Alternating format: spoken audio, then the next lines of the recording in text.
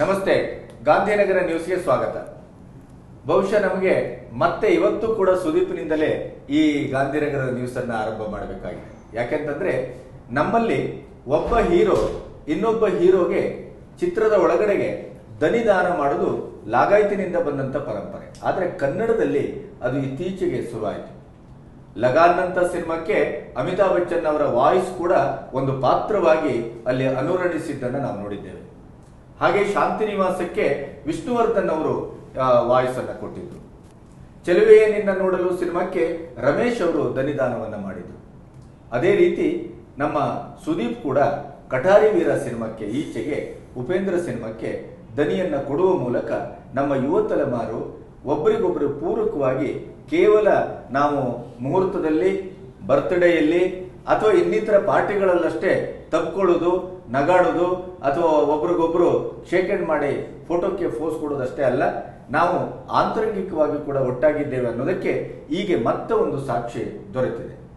ಹುಟ್ಟುಹಬ್ಬದ ಮಾರನೇ ದಿನ ಅಂದ್ರೆ ನಿನ್ನೆ 3 ಗಂಟೆಗೆ ಬಾಲಾಜಿ ಸ್ಟುಡಿಯೋದಲ್ಲಿ ಸುದೀಪ್ ಅವರನ್ನ ಸಂಗೊಳ್ಳಿ ರಾಯಣ್ಣ ತಂಡ ವಿದ್ಯುಕ್ತವಾಗಿ ಮತ್ತೆ ಕೇಕ್ ಕತ್ತರಿಸುವ ಮೂಲಕ ಅವರ ಹುಟ್ಟುಹಬ್ಬದ ಶುಭಾಶಯವನ್ನ ಹೇಳುವ ಮೂಲಕ ಅವರನ್ನ ಅವರ ಸ್ಟುಡಿಯೋಕ್ಕೆ ಆಹ್ವಾನಿಸಿಕೊಂಡ್ರು.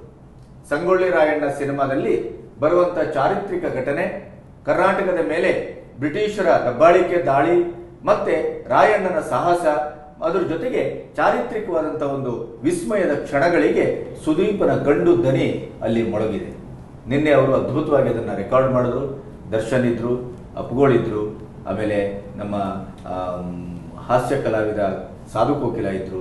ಇವರೆಲ್ಲರ ಮಧ್ಯೆ ಸುದೀಪ್ ಅವರು ಅತ್ಯಂತ ಪ್ರೀತಿಯಿಂದ ದನಿದಾನವನ್ನ ಮಾಡಿದ್ದಾರೆ. ಇದರ ಮಧ್ಯೆ ಸುದೀಪ್ ಅವರು ಎದೆಗಾರಿಕೆ ಕೂಡ ದನಿಯನ್ನ ಕೊಡಬೇಕಾಗಿತ್ತು. ಆದ್ರೆ ಅದು ಸುದೀಪ್ರ ದನಿ ಬೇಕೋ ಬೇಡೋ ಅನ್ನುವ ಚರ್ಚೆಯಲ್ಲೇ ಆ ಹಂತದಲ್ಲಿರುವಾಗಲೇ ಸಂಗೊಳ್ಳಿ ರಾಯಣ್ಣ ಸ್ಕೋರ್ ಮಾಡಿದ್ದಾನೆ. ಹಾಗಾಗಿ ಸುದೀಪ್ ಇವತ್ತು ಕಲಾವಿದನಾಗಿ, ಸ್ನೇಹಿತನಾಗಿ ದನಿದಾನವನ್ನ ಮಾಡುವ ಮೂಲಕ ದರ್ಶನ್ಗೆ ತಾನೊಬ್ಬ ಕುಚಿಕ್ಕು ಗೆಳೆಯ ಈ ಹೊತ್ತಿಂದು ಅನ್ನೋದನ್ನ ನಮ್ಮ ಮಾಧ್ಯಮದವರ ಎಲ್ಲಾ ಕುಹಕವನ್ನ ಮೀರಿ, ಗೊಂದಲ ಮತ್ತು ಸಂಶಯವನ್ನ ಮೀರಿ ಅವರು ಸ್ನೇಹವನ್ನ ಗಟ್ಟಿಗೊಳಿಸಿದ್ದಾರೆ. ಹಾಗಾಗಿ ಈ ಸ್ನೇಹ ಎಲ್ಲ ಚಿತ್ರರಂಗದ ಪ್ರತಿಯೊಂದು ನಾಯಕರ ಒಂದು ಚಿತ್ರಗಳಿಗೆ ತರ್ಜುಮೆಯಾದ್ರೆ ಕನ್ನಡ ಚಿತ್ರರಂಗ ಒಂದು ಸ್ನೇಹಮಯವಾದ ವಾತಾವರಣವನ್ನು ಕಾಣ್ತದೆ ಅಂತ ನನ್ನ ಭಾವನೆ. ಏನಮ್ಮ ಮತ್ತೆ ಸರ್, ಬರಗೂರು ರಾಮಚಂದ್ರಪ್ಪ ಅವರು ಈಗ ಅಂಗುಲಿಮಾಲ ತರೋಕ್ಕೆ ತೆರೆ ಮೇಲೆ ತರೋಕ್ಕೆ ನಿರ್ಧಾರ ಮಾಡಿದ್ದಾರೆ ಸರ್. ಅಂಗುಲಿಮಾಲ ಆಗಿ ಸಾಯಿ ಕುಮಾರ್ ಅವರು ಬರ್ತಾ ಇದ್ದಾರೆ ಸರ್.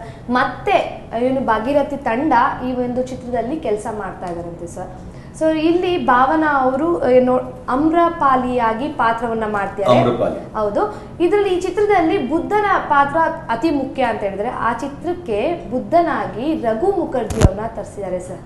ಬುದ್ಧನ ಜೀವನ ಚರಿತ್ರೆಯನ್ನ ಅಥವಾ ಬುದ್ಧನ ಒಟ್ಟು ಜ್ಞಾನೋದಯದ ಇತಿಹಾಸವನ್ನ ಓದಿದ್ರೆ ಅಂಗುಲಿಮಾಲನ ಕಥೆ ಬಹಳ ಮುಖ್ಯವಾಗ್ತದೆ.